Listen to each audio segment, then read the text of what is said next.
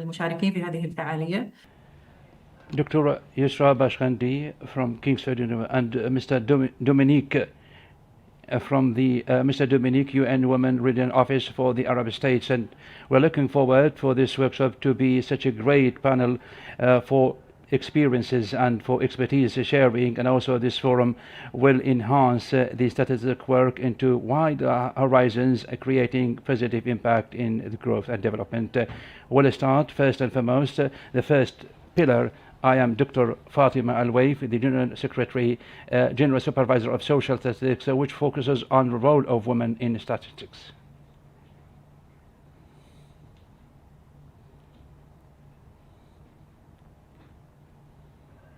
The role of women in statistics, as you know, it all started ever since the old civilizations, when the role of women in statistics started in statistical work, simple ones such as, for example, data identification, entering data such as fatalities and births, in addition to some healthcare statistics and food related issues. The role of women in statistics developed over the course of time when it comes to the data entry, and key roles, of course, have come into play, and key women have come into play. Also, women were the first women to work in methodological such as the healthcare.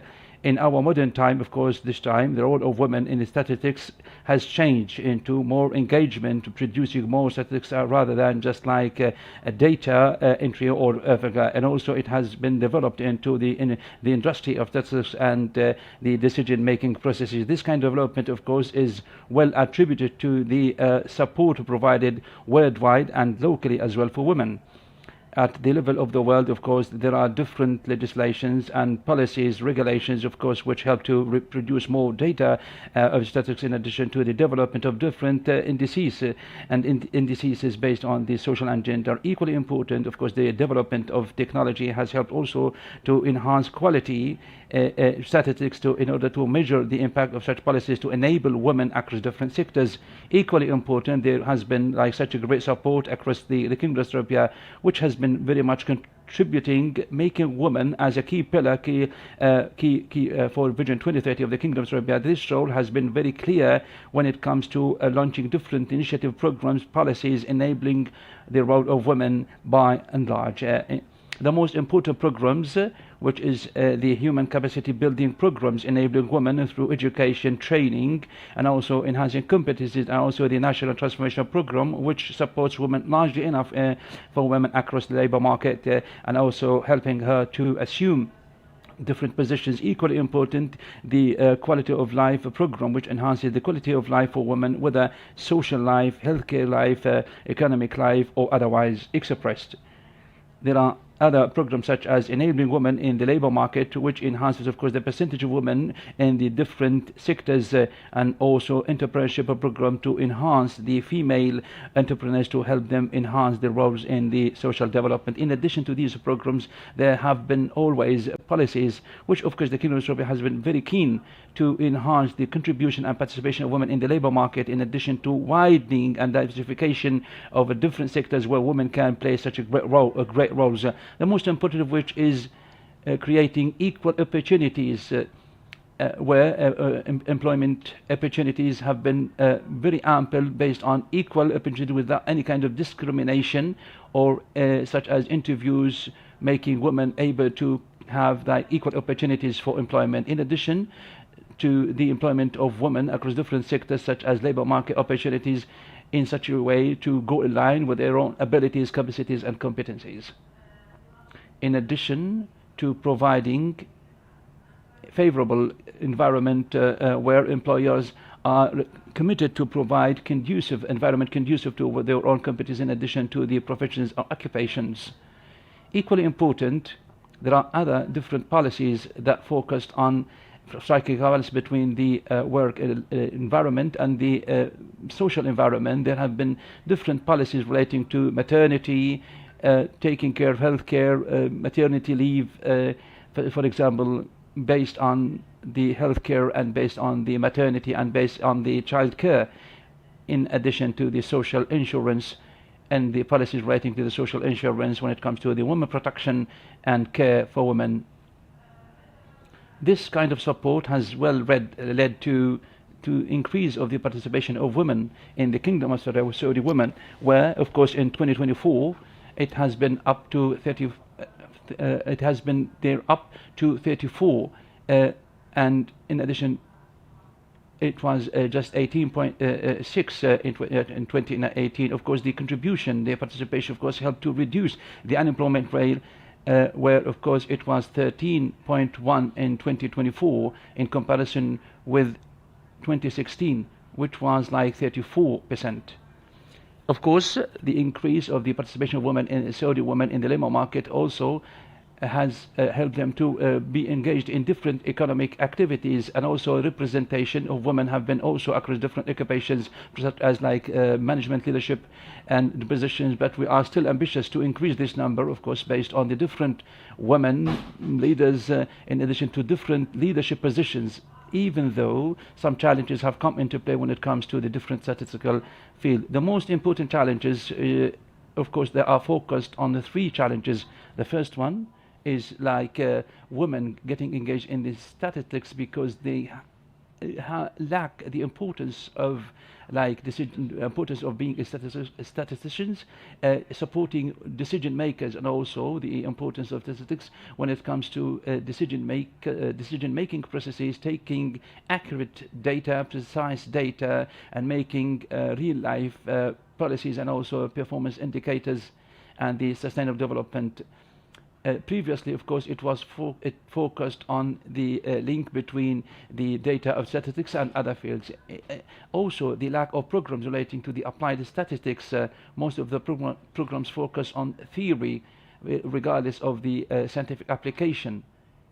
And equally important, of course, the lack of programs, of course, that integrate between the statistics and the new technologies, which are related to AI and data analytics. In addition, even though the representatives of women in the leadership positions, but we are still ambitious to have more women to be engaged in such kind of leadership positions. In order to overcome such challenges, great efforts have been provided by the Kingdom of Saudi Arabia relating to the support of education and academic education, in addition to enhancing awareness across the different professional society. Of course, focus has been there to link the labor market based on Vision 2030 of the Kingdom of Saudi Arabia. Much focus has been there to link the indicators relating to the programs of the Vision 2030 of the Kingdom of Saudi Arabia, based on the statistics, providing accurate and precise data to support decision makers and policy makers, making data as a bedrock for sustainable development. In addition, the Kingdom of Saudi Arabia has been always keen to get women engaged in technical and technological engagement, participation, data and statistics, and also conducting different and hosting different conferences, forums, and workshops and meetings. The most important meetings and the most important efforts are the private societies and foundations relating to statistics, and also the professional society for statistics, and also the data science, bringing together a whole host of experts and the professionals to talk about the most important issues relating to statistics and AI.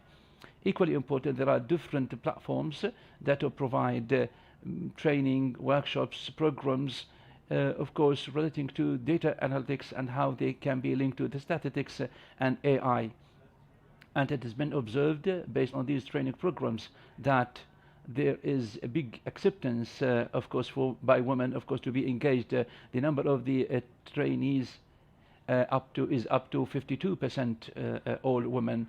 Of course, the General Authority of Statistics, of course, have been always there to identify the programs. That is why it has been always keen to provide different forms and formats of statistics indicators, indices, in order to explain the differences, bringing down the gaps between the two differences, which of course help decision makers and policy makers to further develop their relations. There are different indicators, of course, that have been issued and developed relating to the equity between the two genders, and working hard, of course, to provide different sustainable development indicators and the indicators relating to women enablement, particularly when it comes to the programs of Vision 2030 of the Kingdom of Saudi Arabia. In addition, we worked hard, of course, on signing different agreements and memorandum of understanding with different universities across the Kingdom of Saudi Arabia in order to enhance and promote the programs, the academic programs based on requirements of the labor market. At the General Authority for Statistics, we are very much keen to engage women across all the sectors, including statistics, whether field statistics or the data production and the statistical indicators, ensuring the roles of women in this field largely enough, of course. In addition, that women play such a great role effectively and efficiently, of course, in the center, which of course is considered one of the most important channels to communicate with this society and wider community, where of course women contribute largely to communicate with the wider community household in order to get data. In addition, the General Authority for Statistics include different leadership women, of course, supervisory positions across different sectors, which of course is a good indication that there is much focus to increase the women participation across the different leadership positions and decision-making positions. Other programs and initiatives that have been there by the authority is to enhance awareness and foster awareness about statistics through conducting different workshops, meetings with different universities, different societies and foundations, the purpose of which of course was to, of course, with the different is to help building capacity building to support decision makers and policy makers. In addition to this, of course, there has been a program about statistical literacy in close cooperation with the Ministry of Education, the purpose of which was to enhance awareness and foster awareness, of course, for our female students across the intermediate and secondary school students, which enhances, of course, their awareness of statistics across different sectors, which of course help to enhance the skill set of critical thinking and skills, theoretical skill set, of course, based on their own daily data and daily statistics and how they can be best used. In addition, of course, we have not yet stopped there, but also we focus further on preparing leadership leaders or future leaders through the Saudi statisticians programs, which enhances the Saudi competencies and skills. The program, of course, provides different scholarships aiming to prepare and enhance such future leaders in the statistics, and also to help support the Kingdom of Saudi Arabia and the particularly the sector itself. As for representation and women representation across different leadership positions and preparing them for future positions, or for the General Authority for Statistics is very much keen to have different programs which to take care of women leaders, including the future leaders program, in addition to the statistical leadership program, which aims largely to develop the statistics and the leaders, in addition to enhancing their technical skills, analytical skills by large. To reflect and translate these great efforts always put into action into initiatives, programs, the authority is working hard in order to produce different forms and formats of statistics through a report. This report is issued yearly, where of course the most important indicators are published relating to sociology, economy and other indicators. The most important points that have been there in the report is the growth of women and how much they are represented, of course, across different leadership positions, in addition to the growth and development of the percentage of women working across the different healthcare sector, and women working across the different tourism sector. The number, it was up to 45.8% in the tourism, in addition to 45.6% in the healthcare sector. Women, of course, have been awarded different prizes, whether in innovation or sports. There are about like 1,197 awards. Also, for the women, the Saudi women practicing sports, more than 44.6%. Speaking of education,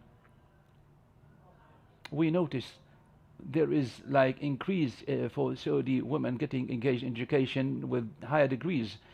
Recently, the Saudi women gaining more education made up to 69%, and also the desire of women to get engaged more and more over the upcoming 3 years, which is up to 67.44, in addition to different indicators, of course, positive indicators, economic indicators, social indicators as well.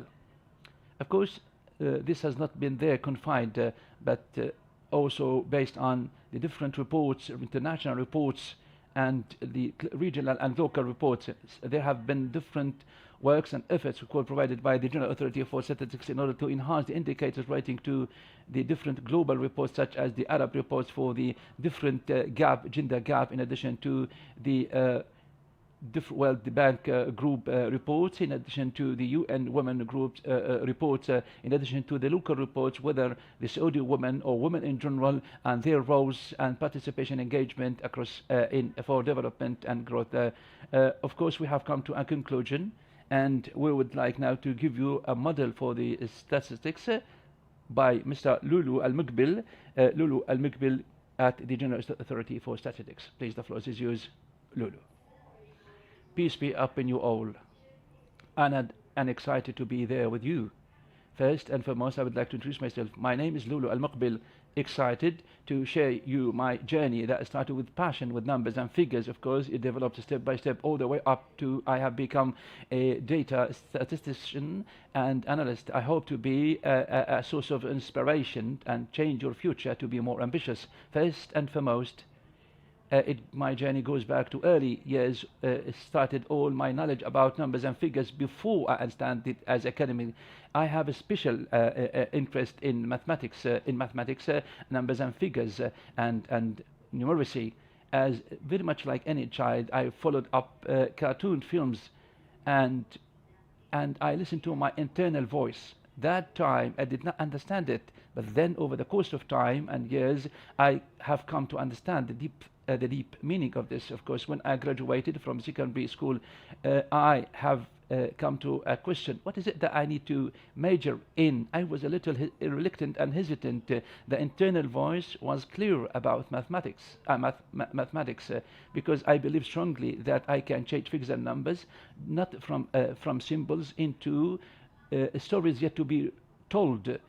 And I decided then to respond to this internal voice from within. In 2018, I joined Princess Noura bint Abdurrahman University, and I majored in mathematics. I went there for one purpose, not just to look and deal with numbers and figures superficially, but to deep understand the deep meanings of this. So over the course of years, or 4 years, of course, I went through different courses and modules, some of which, of course, have different stories, different meanings, particularly when it comes to that I have come to work with the AI, and the most important of which is the statistical analysis, algebra, calculus, and other modules. Each and every module, of course, and course, of course, had helped me to understand figures and numbers, and each one has a different pathway. Like statistical analytics, where I understand the principles of statistics and how data are contributed and results can be revealed. These are very important steps when it comes to the models, algebra, linear algebra, which help me to work with matrices, which are very important for me, because matrices are really a language to understand what's going on. And one more thing is the calculus. Calculus, of course, makes up the most important for AI, where the performance can be enhanced. I have not yet stopped there. They are not just like university modules. They are bedrock for me to get started, which of course paved the way for me. I graduated in 2022, and of course I was second. I felt very much excited, but to be honest, I felt a question inside: did I choose the correct pathway? And then I remembered my dream, the internal voice about figures and numbers, to translate them, and I gained confidence again and again. After graduation, I started to notice a word: data, labor market, media, and also with something that is inspiring by the Crown Prince, His Royal Highness Prince Mohammed bin Salman, when he stated, "Do not believe me, look into figures and numbers." It is a statement that really impressed me. and help me or explain how strong and powerful figures and numbers are. Then I felt that the childhood dream came back again, refreshed, to translate figures and numbers into something that's tangible. Based on this, of course, I started my journey in data. I started from my family and household, though I have struck a strong bedrock in mathematics, but I want to translate it into something practical, scientific, where of course would be very conducive for and appropriate for the labor market environment. I started looking for journeys, figures and numbers, particularly because numbers and figures are so huge. So I wanted like a technology that helped me to analyze data efficiently. With this kind of research, I come to understand SQA are the great languages, of course, that would be very much helpful used in the labor market. The Python, of course, can be used for the big data analytics and also build AI models. And USL, of course, to extract data from the data set and also to link them with the different resources efficiently enough. So I started myself. And the beginning was then to it was full of challenges such as like software errors and long hours of learning. But again, passion was so huge, which of course made all such kind of tiring hours a piece of cake for me. Learning is there for everyone, but again, learning with passion is something that really makes the difference, the big difference between one and another. After I gained the principles and foundations, I felt that I need to more professional when it comes to data science. I went to Twaik Academy, and I felt that they have such a great outcomes. For me, it was not easy to be accepted. I was accepted among 25 trainees only, among 3,000 applicants. Of course, data science in 2023 was so huge. It was for me such a great success, full of excitement and happiness over 3 months of academy in Twaik.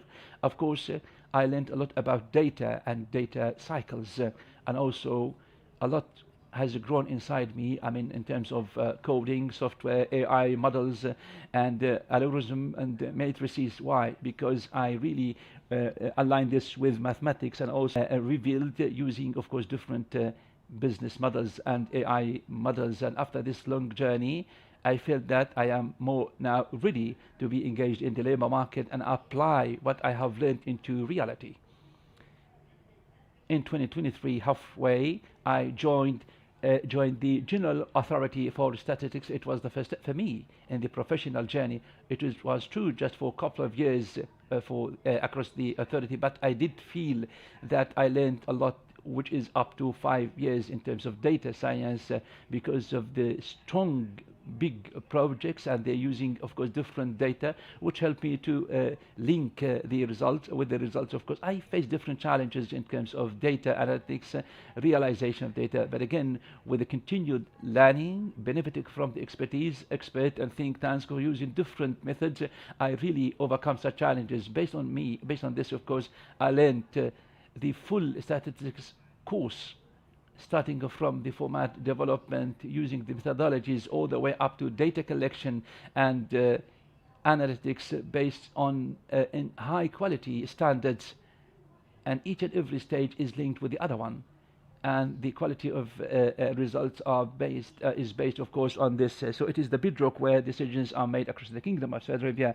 One of the most important projects where I feel very proud I was part of, which is like the survey of the income of household and families, or of course, which studies the social and the economic income and the situation of households and families across the country. I am very proud as well of what I have provided in terms of coding, software, mathematics, so that I can be of a great support to the national programs where I can help to translate the data, the figures and numbers into something tangible. I can now say confidently proud the figures and numbers can really create a real impact when we understand them and use them optimally. At the end, I would like to express my appreciation and gratitude to the authority, not just to give me the opportunity for the big project, but also for making it possible for me to be there on board. And my message to you all, if you have such a great passion across any sector, never feel hesitant. Build up your skills based on knowledge and science, not necessarily to be a hero, but be such a great fighter, believe in yourself and feel that every step will make you stronger and closer. Thank you so much. Mrs. Lola, thank you so much for your inspiring presentation. Thank you ever so much. Moving ahead now to the second pathway, which showcases, of course, the efforts of enablement for the women engagement in the statistics with Dr. Yusra Tashkent, Associate Professor, Faculty Member, Head of Department of Statistics, King Saud University. Would like to welcome you, Dr. Yusra. Please, the floor is yours, Excellency. And I'm excited, of course. I would like to express my appreciation and gratitude to you all. The great invitation beyond figures and numbers, of course. It is not a descriptive title. It is, of course, a pathway to think critically of figures and numbers and data, of course, and how much impactful they are across the lives of people. Of course, it is not just sufficient for us to look into figures and numbers. We do need always more accurate and precise data, high quality data, deep analysis to understand what figures and numbers do reflect and how they can be, of course, linked for social transformation. When we speak about policies and education, it is very important to highlight that what has been there is not just like formal transformation. It has been A to Z transformation across the education, long years of transformation, the number of people accepted, the students accepted, and how they can be engaged. But with different national transformation, the question has changed. The question is not how many students have been involved. The question is now, what is it they are learning and how ready they are for the effective contribution to the development. The transformation has been very much clear based on the targets of Vision 20 of the Kingdoms, which has redefined education to build human beings, just like to have degrees, which reflect, of course, the most important data and outcomes of education journey, which represent, of course, 53% of the new students across the Saudi universities, which means more than half of the students are women, as shown. And the percentage of women enrolled, of course, compared with the global landscape, the kingdom goes beyond the global average, not just in terms of quantity, but also in terms of quality. The questions how these big numbers and figures can be translated into reality and how they can become such a great opportunities to help in the sustainable development. Of course, here comes the role of the real transformation education. Of course, the outcomes of education and the academic accreditation using the different academies are part and parcel, of course, when it comes to the performance assessment.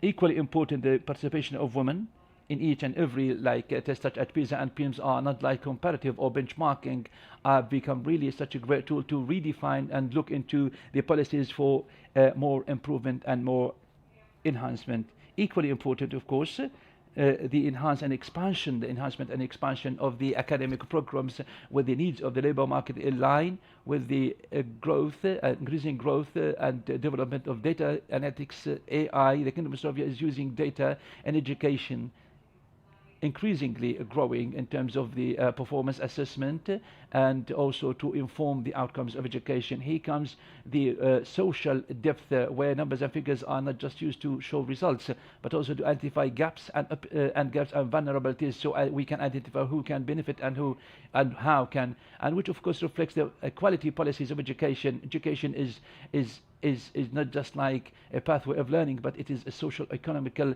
impact. The development of curriculum is not just like across the stages. It is not also just like an outcome, but it is a strategic decision linked to the redefinition of the roles of universities, where of course we have now more than 30 state universities and different private sector universities, which of course reflects the expansion of education. The question, which is very important now, is not linked to the number of, but also the quality of such kind of education and how much they can help to accommodate the labor market needs.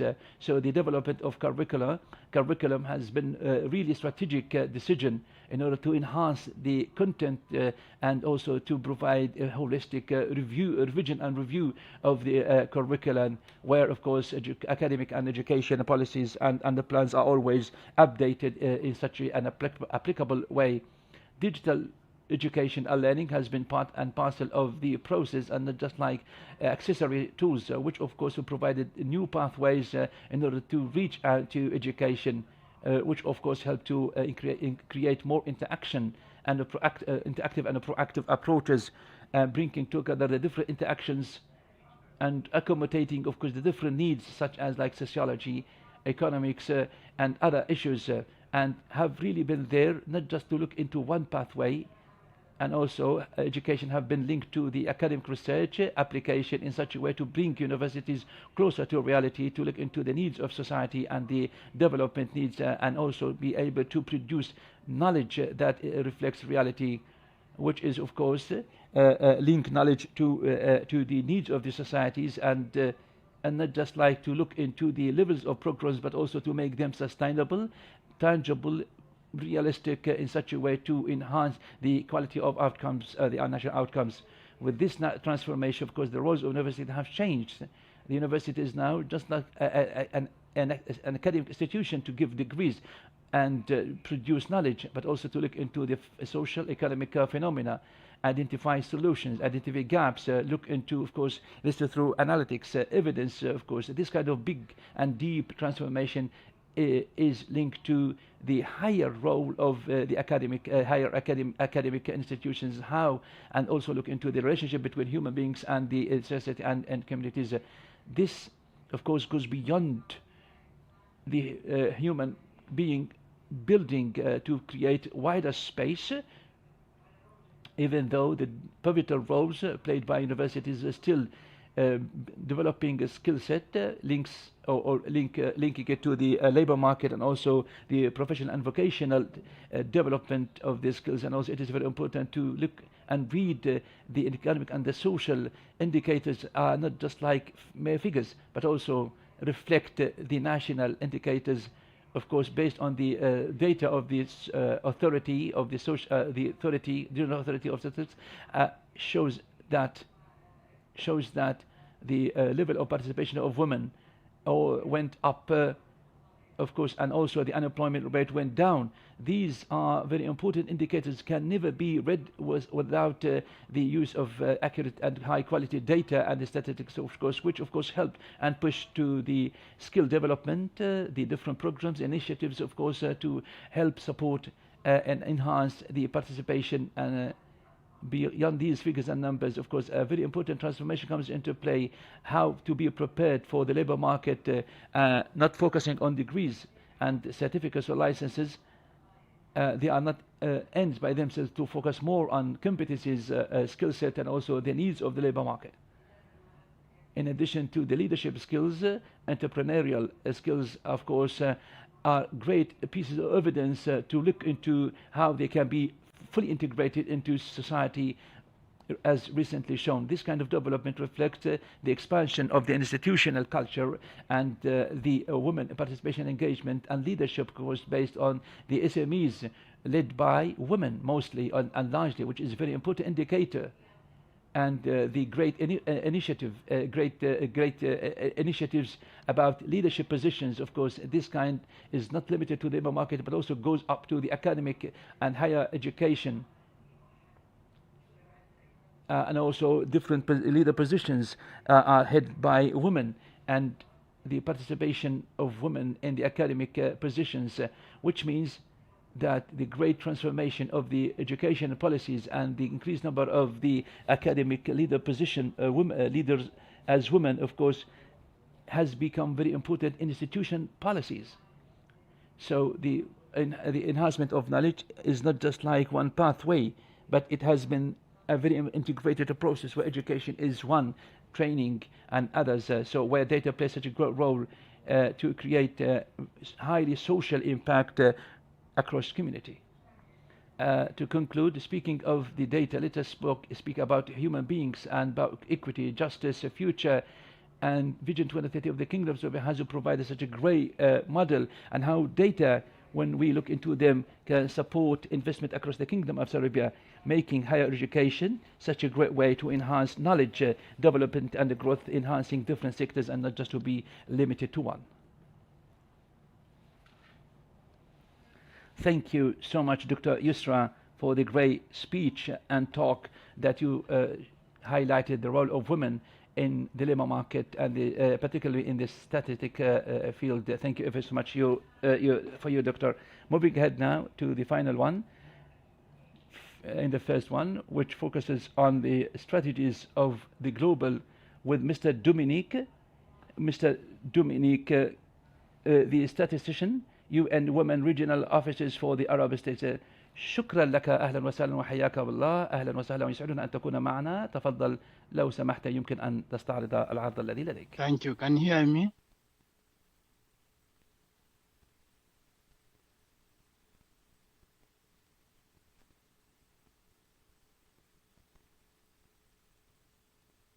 Just a second.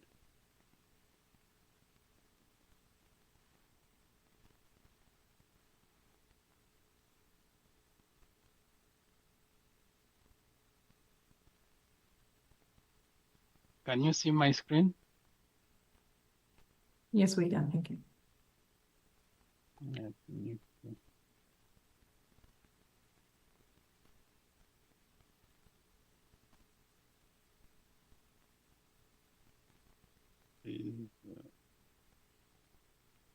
So is it in presentation mode?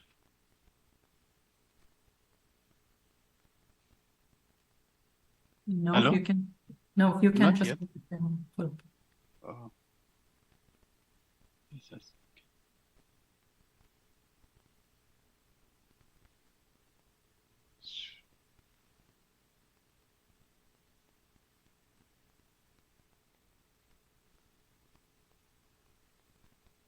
Is it in presentation mode now? Yes, go ahead. Yes.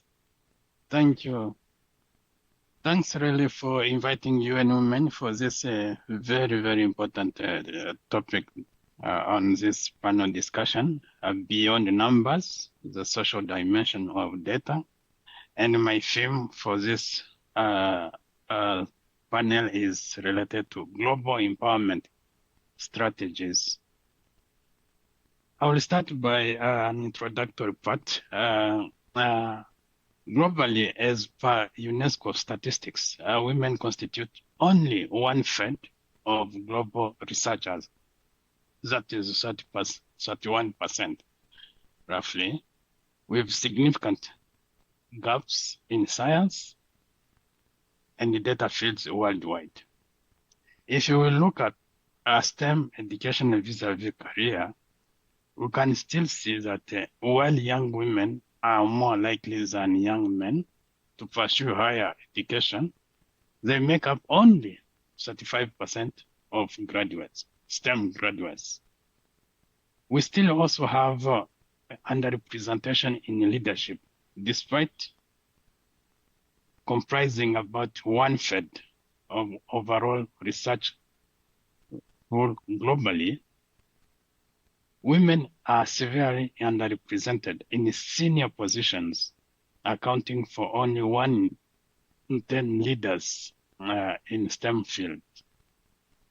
And globally, only 27.4% of national statistical offices are headed by women. And in our region, Arab region, only 31% of NSOs are headed by women. That is 8 out of 22 countries under the League of Arab States list. And these are data from United Nations Statistical Division as of June 2025.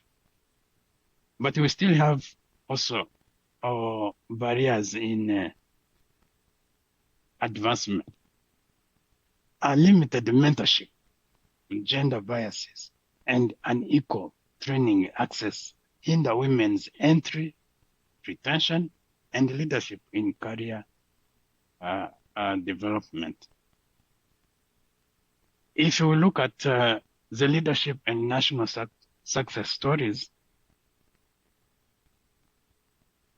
on gender responsive leadership, some countries and regions have implemented reforms to increase women's representation in leadership within national statistical systems. And here I give an example of Latin America, where 33% of national statistical offices are headed by women as of 2025. In terms of policy and institutional change, we have targeted policies and enabling environments, promotes women careers progression, and reduce structural discrimination. In terms of mentorship schemes and leadership training broaden professional pathways for women in data and statistics field.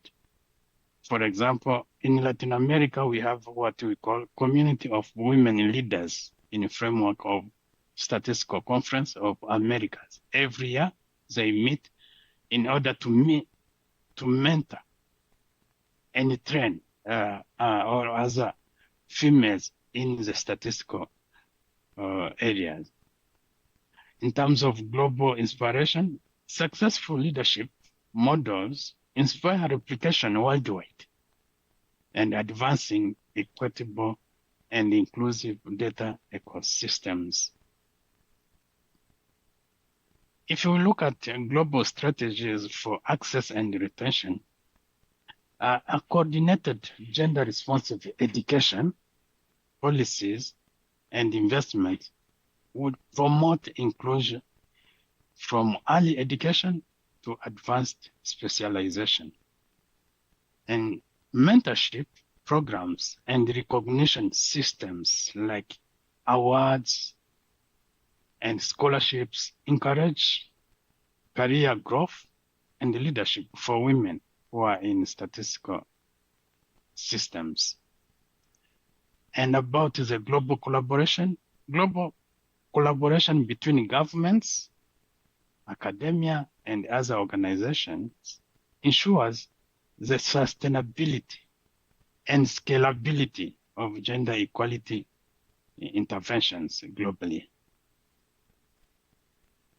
Let's look at women shaping the data future. In terms of empowerment and inclusion, empowering youth and women is key to creating inclusive and future-ready data systems that embrace diversity. In terms of practical experience platforms, participation in data labs, open data initiatives, and innovation challenges build skills and confidence in women data leaders. And intergenerational mentorship strengthens long-term career engagement and resilience for youth and women in data fields. If you go to the call of action or recommendations, they recommend that undertaking a survey of employees in national statistical offices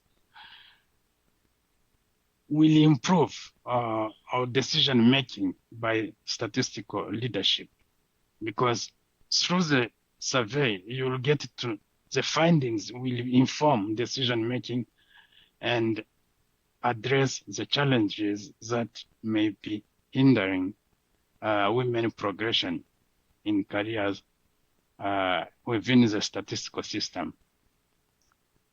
We also need policymakers and partners to champion gender responsive data by integrating gender perspective into all of digital and statistical system for equitable leadership. We also need to invest in STEM and leadership, supporting gender responsive STEM education and women's leadership strengthens national statistical capacities and empowerment. We also need to promote collaborative empowerment. Collaboration across global, regional, and local levels is vital to bridge empowerment strategies and achieve inclusive data ecosystems. And I thank you for your attention. Thank you. Thank you very much, Mr. Dominic, and for this presentation was focusing on strategy. في ختام الجلسة الحوارية الأولى نتقدم To express our appreciation to all the speakers for all their contributions, which of course were reflected the pivotal roles of women across the statistical fields, and also for all the great efforts made globally, regionally and locally, enabling them and also supporting the decision making processes. I'd like to express our appreciation and gratitude for our great audiences, and we will have a short break for the second panel discussion. Please stay tuned, stay around. Thank you.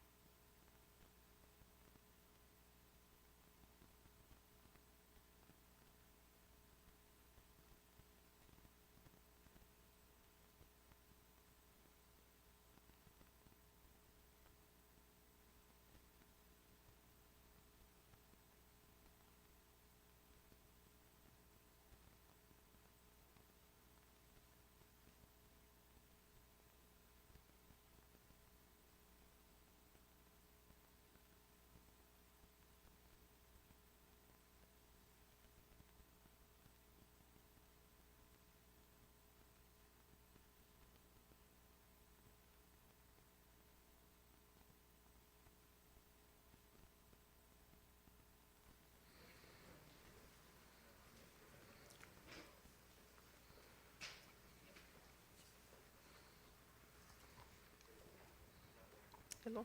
Bismillah ar-Rahman ar-Rahim. In the name of God, the most gracious, the most beneficent, Your Excellency, the President of the General Authority for Statistics, ladies and gentlemen, distinguished audience, peace, blessing, mercy be upon you all. Within the events of the UN, Global UN Conference for Statistics 2026, under the patronage of the General Authority for Statistics, the way to Riyadh will start the session, which is entitled Beyond Numbers and Figures, the social dimension of statistics, which is to reduce the inequity based on the data-driven policies. I am Hudad Al-Madani, Director of Population, Gender and Diversity Statistics. Would like to welcome the audiences virtually and in person. We have Their Excellencies Dr. Maimouna Al-Khalil, the General Secretary of the Family Affairs Council, Dr. Hanadi Al-Hukair, Director General of the Management of Women Enablement across the Ministry of Planning and Economics, Professor Abir Al-Harbi, the Supervisory Committee of the National Observatory, and the Senior Advisor in the Ministry of Economy and in Planning and Economy. We start now the first question. How has the integration of statistical data contributed to supporting women's participation in the labor market and leader positions? We'll start with you, Dr. Maimouna, please. The floor is yours. Thank you so much. I start first to express my appreciation and gratitude for the great invitation to be engaged here in this event to speak further about this. Data for any decision makers is a source, a very important and vital source for different inputs, and we do believe that integration has become very important. It's not an option. So when we look into an individual, we have to look into individual within the general landscape, and so one number or figure is not sufficient. We do need more and more than one entity so that the whole image can be fully integrated, and with this, of course, we can, the decision maker can have a full image so that they can create a full understanding of the pathway. So for this, for us, of course, when it comes to women and empowerment and equity and household, of course, based on this, of course, from the Family Affairs Council, it is very important to look into this like holistically. When we speak about a profession or a working woman, of course, it is very important for us to look into the figures and numbers relating to children, household, family, profession, occupation, the role of women, and how important it is, of course, and how and where is she like a student or a graduate. And also all these taken together and compared together are statistics, of course, and accurate ones. So for us, we do need as well to further speak about different changes, transformations coming into play across community. The first indicator, the first sign is the figure or number. With this in mind, of course, we need to contribute enough, each from the opposition, from describing the landscape into accurate or micro planning and detailing, and that is why it is very important. We cannot work without data and figure at all. Dr. Hanadi, first, and would like to welcome you all. I would like to express my appreciation and gratitude to the President of the Authority and the great organizing team. Big thanks go to you, Mrs. Wadad, for this. As for the integration of the statistical data, well, it is considered actually a critical one, a pivotal one, when it comes to enabling women across the labor market through three different pathways. The first one is to build policies, initiatives based on data, based on evidence at the Ministry of labor, of course, we depend heavily on integration data, working closely with the different government entities when it comes to building or designing any policies relating to women across the labor market. Of course, this kind of integration contributes to understanding, identifying the challenges faced by women across the labor market, based on which, of course, we design policies, develop policies, we build initiatives based on such data and pieces of evidence that we have analyzed precisely. The integration of statistical data also contributes to bridging the gaps from different considerations, speaking of the different sectors or age groups or regions, and also the educational levels and also the gender levels as well, and other variables. So analyzing such data would help us to better understand where and how and when to intervene when it comes to designing high quality initiatives based on real needs, rather than like the estimations or rough estimations or wild guesses. Equally important, the integration of statistical data contributed, of course, building transparency, where we have national indicators that are approved based on statistical data, regularly followed up and closely, and also but not just by local entity but also global entities. Of course, our statistics are followed up by the national program. The data come from the General Authority for Statistics. So these external entities give us more transparency, more reliability, in such a way where, of course, they are followed up closely. The good thing about them is that they are built on standards, global standards and global practices, and the UN Labour Organization. Of course, this kind of integration, data are not like numbers of figures. They are really guiding and incentive tools, motivational tools at the ministry, so that we can build the initiative to be at the higher level competitively enough. Dr. Abir, your position in the Women Observatory, we feel that you are like you benefit more and more when it comes to the to showcase the role of women. Thank you so much. And we are not just the biggest beneficiary, we also support other entities as well.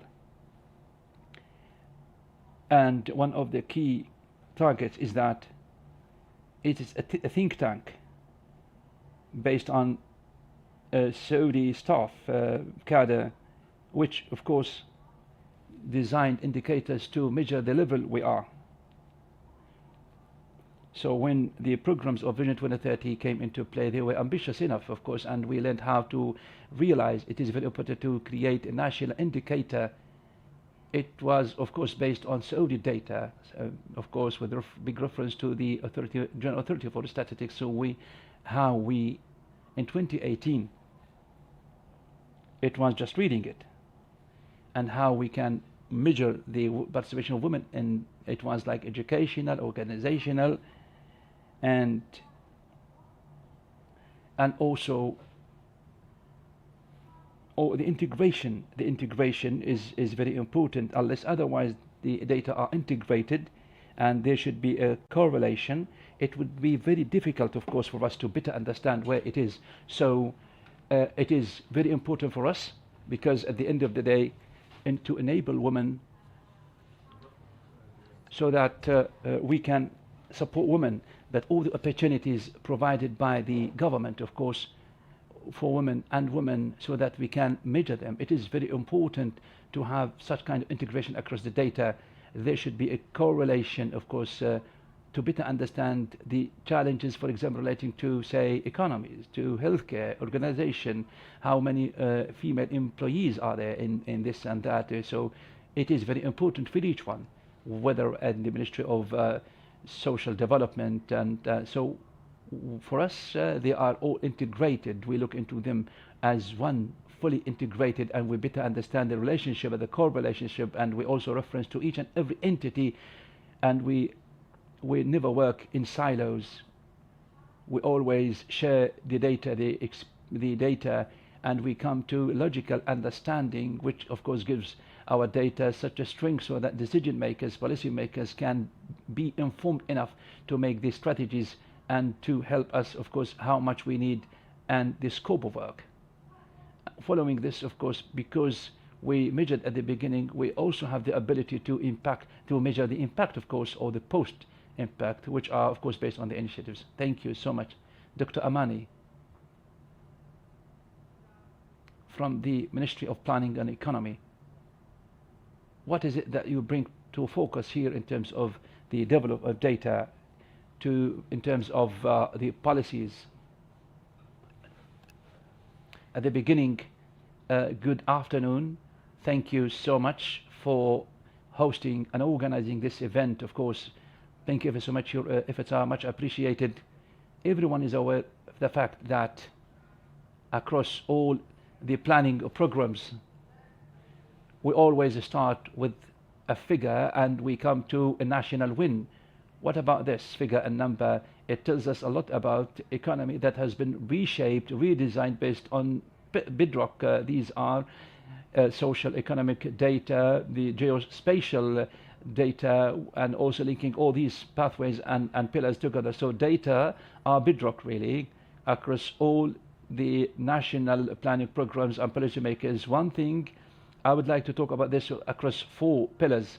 The first one is how data have been utilized when it comes to planning and policy making. Today, it is not just like the availability of data are the challenge, no, but it is how such data can be linked, how much they cover and how much they are used. So using data to build all the strategic plans, the national ones as well, the national plans all start from what is it, that this figure or number, what is the methodology, what is the standard, the national standard that is used. Understanding all these things taken together, when these figures and numbers come together, it would be the bedrock for any national policies or development plans. The second pathway, which is the inclusiveness and the holistic landscape of data, where we talk about this and we are no longer interested or just ask about, for example, what is the number or figure, for example, what is the say percentage of fertility, investment rate, export, import. We have gone beyond this, of course. Now what we're saying is that what is this number and how much it is linked to other targets, and how much, of course, it is linked to the future, to the past. What decisions should be, what decisions or what are the decisions to be made based on these figures and numbers. The third one, the third pillar, of course, or dimension, is how we can employ these data and figures and numbers in a holistic way. When we make a decision, we don't look into figure or number in a siloed way. We look into different dimensions. For example, this has helped decision makers that the decision has been made based on informed understanding, based on the household members. They, of course, it helped them, for example, to benefit from the data, to be smart data rather than just like raw data and material. The fourth one is how we benefited from data, not just as a tool to monitor a silent number or figure, but to use them as pieces of evidence. So we moved from planning that is based on data rather than just like monitoring. So processes are now well monitored and well informed. Also, it helped us to progress from generalization into particularization, which of course this has been across different pathways and sectors. So looking into these 4 pillars help us to integrate data when it comes to developing national plans and the general policies. Perhaps this question is directed to the Family Affairs Council, represented by Dr. Maimuna. A family is the nucleus of society or community, where the data made available relating to household and family is a very important part of enhancing the quality of the life of household and also providing social justice, be it with the data made available or the integration of data. We would like you, Dr. Maimuna, to further speak about a story about the integration of data and how well it contributed to the quality of the life of the Saudi household and also providing social justice. Well, data for us, as I've said, is the bedrock, is starting point, is the stepping stone, a story that we always retell repeatedly relating to women. But when we talk about women, we do talk about household, family, because such women have husbands, children, sons, daughters. So we talk about women in social context within the different big changes and the investment transformation that all have come into play, and the investment in the human capital across the Kingdom of Saudi Arabia. Women have gone through different stages. A good example to cite is, as one of the family members, women did benefit from education, healthcare, other services, you name it. It is very important when we monitor or draw a trajectory and pathway of such journey to further speak about their strengths, so that we can focus more and more, and figures and numbers are all telling. We call them opportunities, where of course we have a stronger support for such journey to be further enabled. Different research studies that we conduct at the council, where of course the focus is based on where we have achieved and what opportunities are made available with the women getting into the labor market. We have now come to the need to look into, for example, the working women, or for example the positions of, or the situation of support, the pathways of support, or the pillars and the pathways where we can look into the support of working women. We started to focus on healthcare or maternity, childcare, or handicapped, or people of special needs, or senior people, and also the data and the statistics relating to this. Equally important, when looked into women when they become like mother, relating to like age at the time of maternity, other data and the statistics also when getting into the bondage and the marriage, of course, the stage, also the family stability, the cases, of course, where they come to stability or divorce. So when we talk about figures and numbers, they are very important, critically important, because they are stepping stones. And the figures and numbers are not just like the whole story. Figures and numbers are always there to tell us more, to ask more questions. Why this figure or number has increased or has decreased? Is it like something that is problematic? These are really places and points of concern that would make us able to make more success stories. When we look into a number that is increasing and we understand why, then there is either a success story or a place to intervene. The same applies to figures and numbers reducing. So we at the council, of course, have like more than about 10 entities and 4 members, independent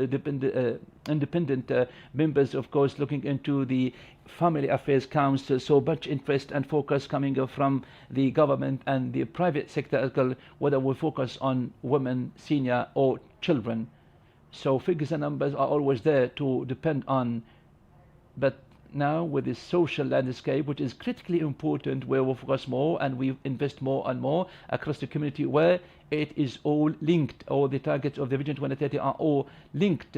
I mean, about the family members, it is very important to come up with important measures, and since we start from figures and numbers, then we go deeper and deeper into the reasons, causes, and science, so that we come up with the assessment of the status quo and the recommendations to enhance and intervene. We have a set target tied to time, and also a methodology to apply to improve from A to Z, all the way up to the whole journey to achieve it. Dr. Hanadi, the agency of the enablement of women, definitely you have faced, or you should have faced, different gaps in terms of the inequity, whether employment or unemployment. How did you face these challenges, and how deal with this, and how the interventions were designed to be more focused for women? as, I mean, the status of women in the Kingdom of Saudi Arabia? Are all the conditions been considered about women, of course, when we look into enablement of women across the labor market or across the leadership positions? Well, the design of the interventions, programs, target programs, policies to be developed, of course, after we conduct an in-depth analysis of the statistics and the data linking them. One of the research studies we have conducted in close cooperation with the Family Affairs Council and other entities supporting us, of course, from the General Authority for Statistics and the National Observatory for Women. Of course, all the efforts, concerted efforts have come into play and together, and how the work women are linked to deeper dimensions. In addition, what Dr. Maimuna has already said, we look into this from a wider scope, whether relating to women, family, or work, or other dimensions. So by and large, the design of initiatives is based on previous and preliminary steps, identifying gaps, analyzing such gaps deeply enough. And this kind of analysis includes, of course, administrative data and other surveys, whether at the regional level or at the sectoral level or at age group level, or even like some social situations. After conducting such in-depth analysis of such data, we look into the best of practices across the world in terms of this kind of gap or this kind of theme or topic. Whether, like, for example, women assuming leader positions, or making her sustainable across the labor market, or helping her to get engaged into the labor market. We analyze the data, each in the sector or field, then we look into the best of practices, then comes into play the development, and we come up with a package which is like development of a policy or initiative. A good example to cite, one of the key policies recently developed and announced in the updated labor law, of course, which is the maternity leave up to 12 weeks. This kind of policy was not designed on general figures and numbers.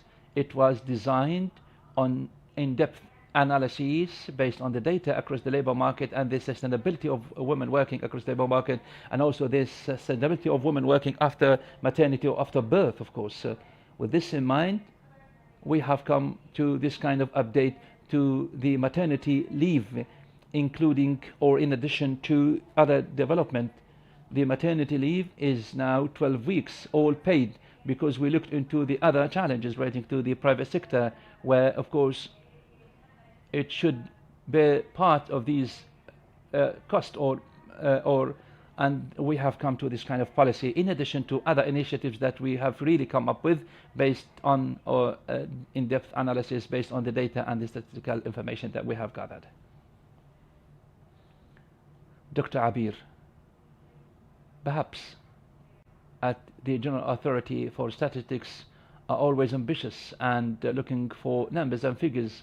Would like to hear from you the recent update when it comes to reading indicators, how were figures and numbers in the previous years and how much improved they are when it comes to the engagement of women in the labor and the development and the growth sector. Of course, the indicator when it comes to designing it, it was 5 pillars when we started 2018,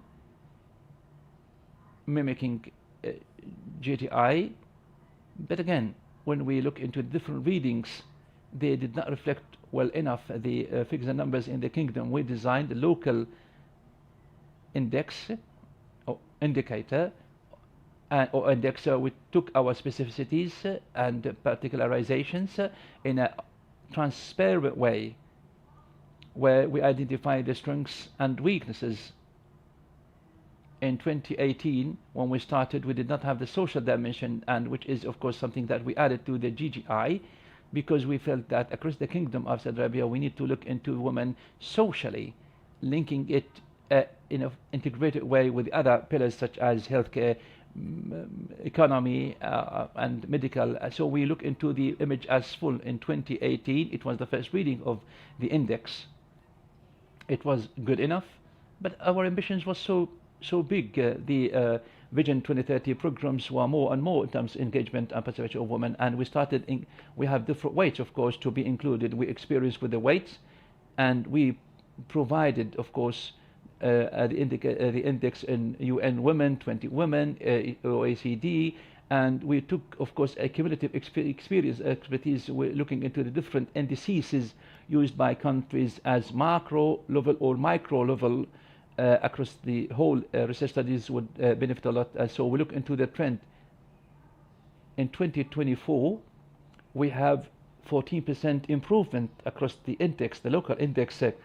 And when we look into the reflection of the Vision 2030 programs and participation of women, of course, we did, of course, achieve the target aimed by the Vision 2030 in terms of participation of women in economy.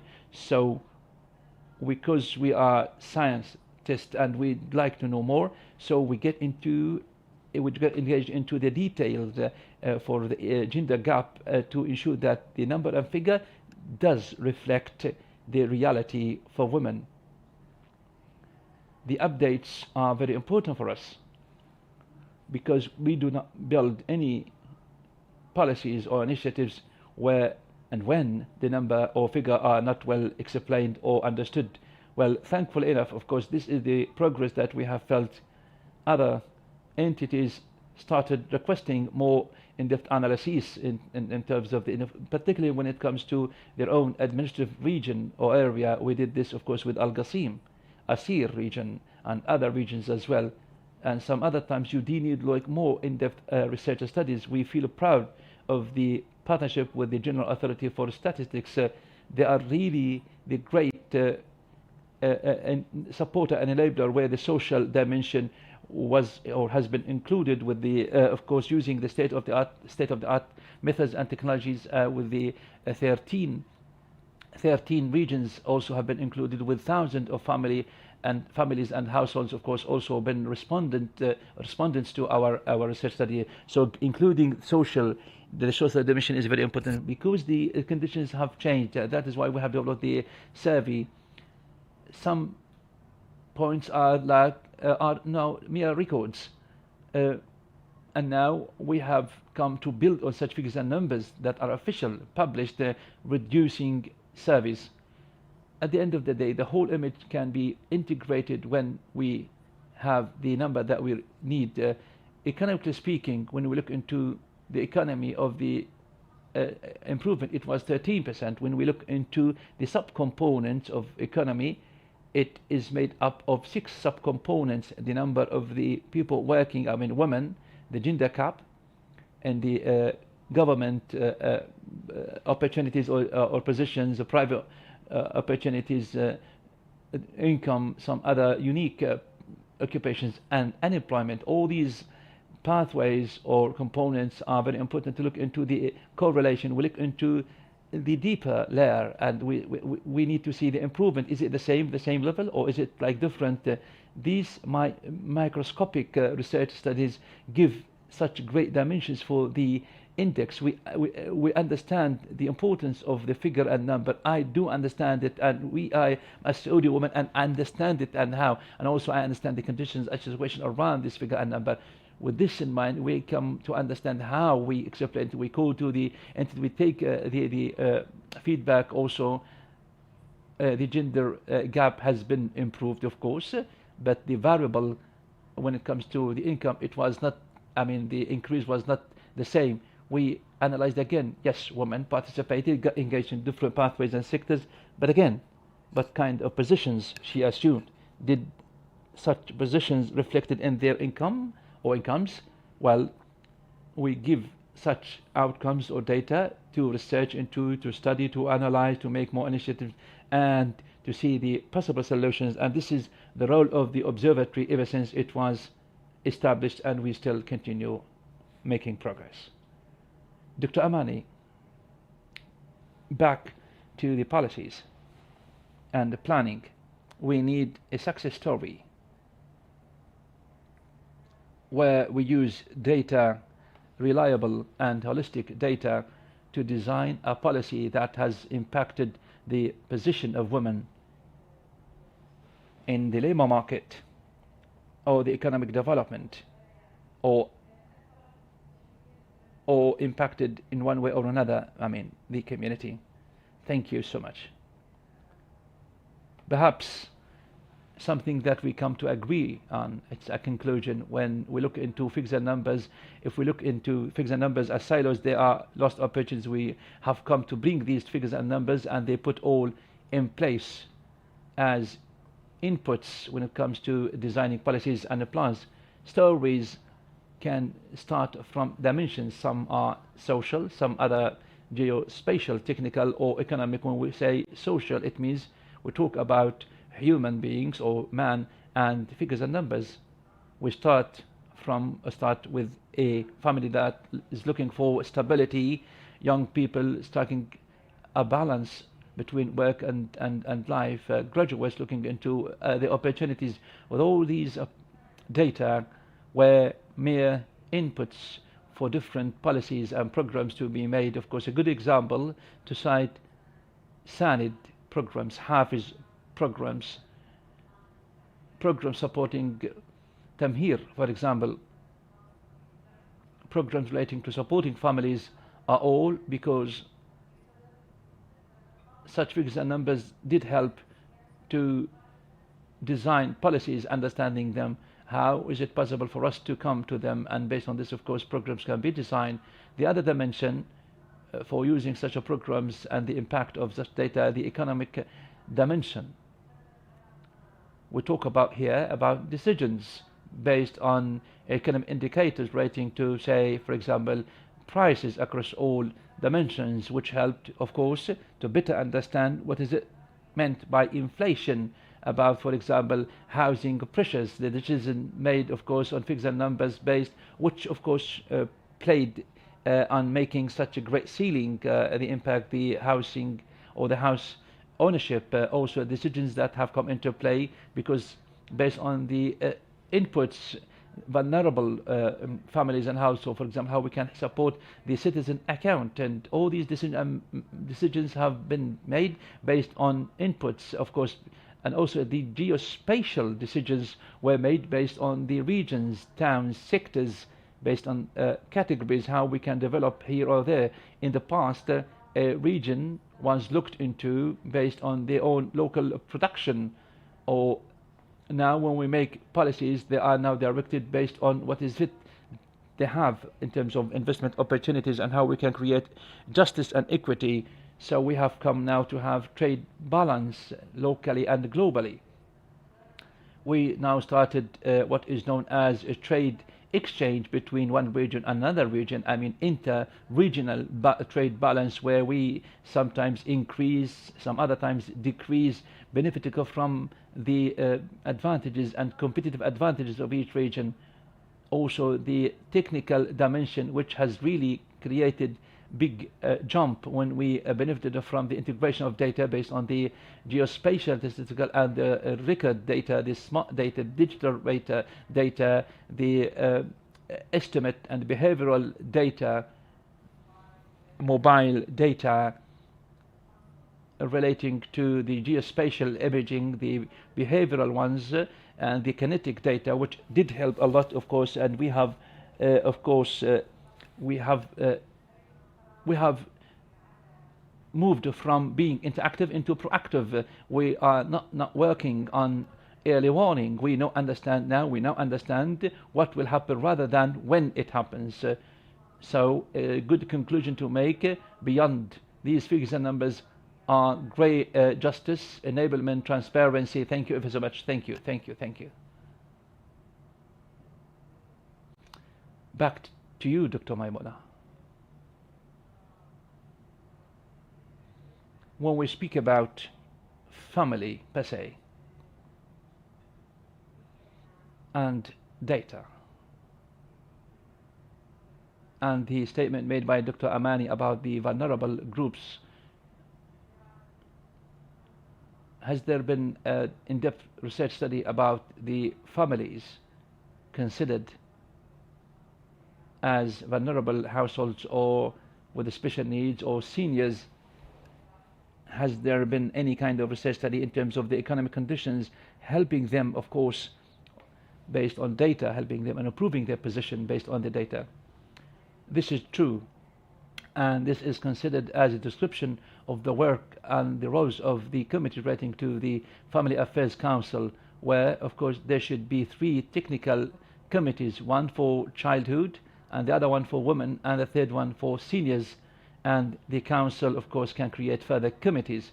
These committees always request data and the statistics after looking into the status quo and the current baseline or the baseline and how they can be linked and benefit from what is there or observed. It is very important then to conduct in-depth research studies and come up with recommendations.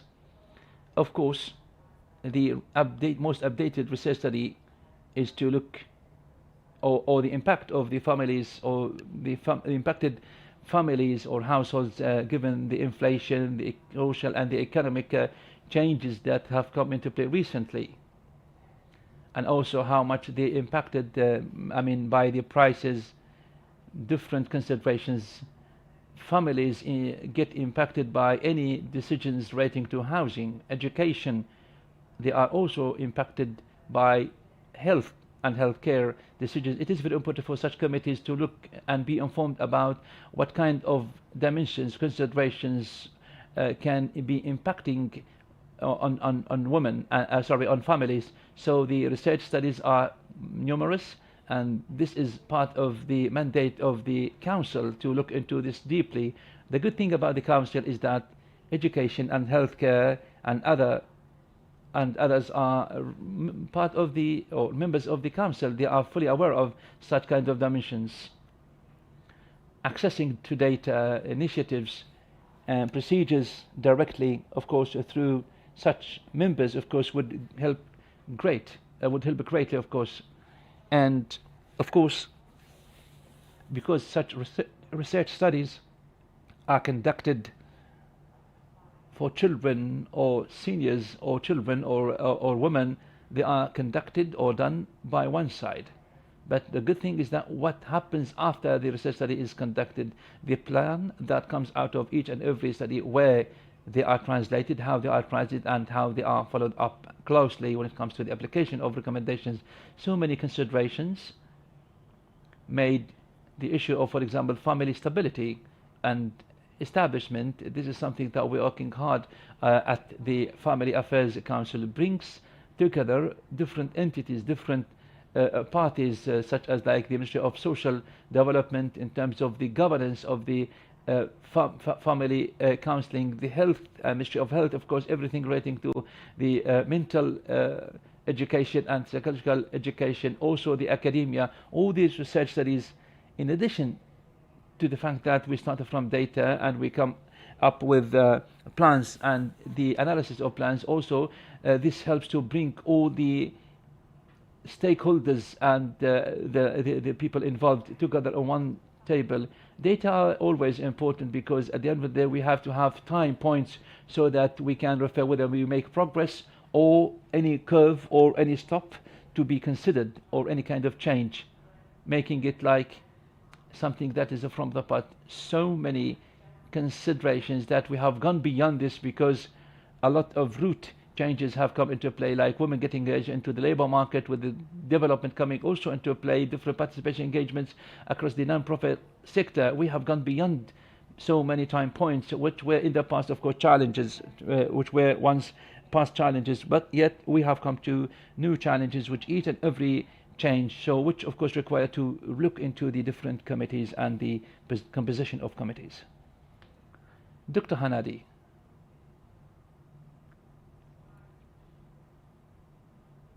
the question I have, which everyone should answer, given the changing ecosystem of data and statistics, how is it possible to benefit from the statistical data to support and inform decisions to be more sustainable and more holistic from the perspective of the human resources and social development? Well, honestly speaking, it is very important to enhance the benefit of such data in such a way where data should always be updated, they should be developed, adding deeper or in-depth analysis, analyzing data, as everyone is aware of the fact at the General Authority for Statistics and also the Ministry of Planning and Economy and the observatory. The more data you have, then you need more data or deeper data or more accurate data. So all these data are very important for us. It is very important for us how to analyze them in close cooperation with the different government entities and other entities as well, stakeholders. It is very important to focus on over the upcoming period of time. It is there, but we need deeper data, deeper considerations, deeper layers, and also continued development, and to better understand the best practices in this regard, to better understand what's going on across the world when it comes to developing this data and how they can be integrated and linked. Dr. Amani has already referred to one important point. We are not after data and figure. We need to link them. The conclusions, the outcomes, they are very important because this enhances how we can benefit from such data. Professor Abir, perhaps the same question I would like to ask. How is it possible to benefit? How is it possible enhance the data of the National Observatory of a Woman, enhancing the cooperation coordination with the statistical data in such a way to come up with robust and solid decisions? As you've said, that you are the incubators of data and everyone is the stakeholders, whether the Ministry of Social Development and Human Resources and Social Development and the Ministry of Planning and Economy and also the Family Affairs Council. Thank you so much for this question. Of course, the observatory also is interested in the data after being conducted, analyzed, integrated. We have now the figures and numbers. The next step is to conduct in-depth research studies relating to the issues and dimensions that we need to look into deeply, and this helps us to open partnerships. We have high quality partnerships with the Family Affairs Council, and we are always partners. We worked on the women's strategy, violence, divorce, all the issues that we can be a part of this, of course, translating figures and numbers in such a way to transform them, not just like to identify gaps or figures and numbers, into an initiative, enablement tool. Because we started, then we can measure the stages and we see the impact of such initiative. Unless otherwise we study the impact, then how can we understand that we are in the right pathway, and do we need like to speed up or change the curve or focus on something else? With this in mind, it really helps us, or it helps the observatory to focus on specialized teams and also work across the different regions. When, for example, they wanted more detailed research study into a region, for example, Al-Qasim region, they wanted to make the social dimension across the survey, across the different towns and governorates of the Al-Qasim region, to see whether there is a best of practice. And we did help them, of course. We did help them, and it was one of their successful projects, because they themselves, of course, got engaged into the field and helped to conduct and distribute and have out the survey, of course, and they help us to analyze the survey. And now they have the leadership center across, and they have different initiatives for different consideration, different work, different pathways where women need to be engaged, and they did benefit a lot, and we did help them to measure at the beginning and across the different regions. The same we applied in Al-Asir region, some handicrafts, professions, the impact, also the strategy of women, and in Asir we have them to build it. So each and every region has their own specificities and needs, and this is something that is based on, yes, true that I give you numbers and figures, the translation of which, unless otherwise it fits into reality, it will not be greatly impactful. Also, we worked on the, for example, the divorce issues, and it was one of the biggest projects that we worked on, it was a national purpose, the national objective, and we need to come up with high quality recommendations. The initiatives were announced across the GCC level, which means that it has been such a great achievement. We started, but we don't have still measurement, but our role will come. Our roles will come to see how we can measure the initiatives, for example, like the divorce rate, the family stability, and then we come to detailed research study reports, giving them to decision makers or policy makers to inform them where interventions can be made, or at least to research into the baseline. This is a kind of integrated or integrative role. As a TIC-TAC, of course, we cannot work in silos. We always feel proud of the partnerships, and we look forward into making more partnerships to have like in-depth analysis for figures and numbers. For me, the number and the figure is there, but the entity like or the specialized entity need more and more. That is why committees are made based on the Saudi universities. So the methodologies that we have adopted, that is based on the Saudi staff, employees analyzing our figures and numbers and giving us like more humanized decisions and considerations and understanding our logic, so that we can best fit into the regions and accommodating the needs required. Thank you. Thank you so much, Professor Abir. Dr. Amani, same question. What is beyond?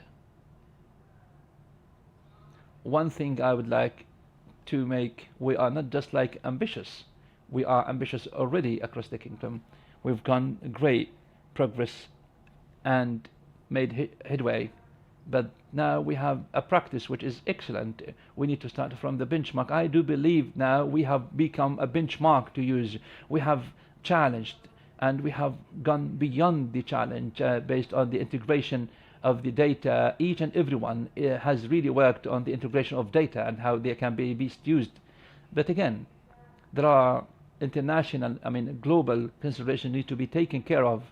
But again, there are considerations faster, and we need to go beyond and need to work across these entities, local entities, global entities as well, to frame on them the data available.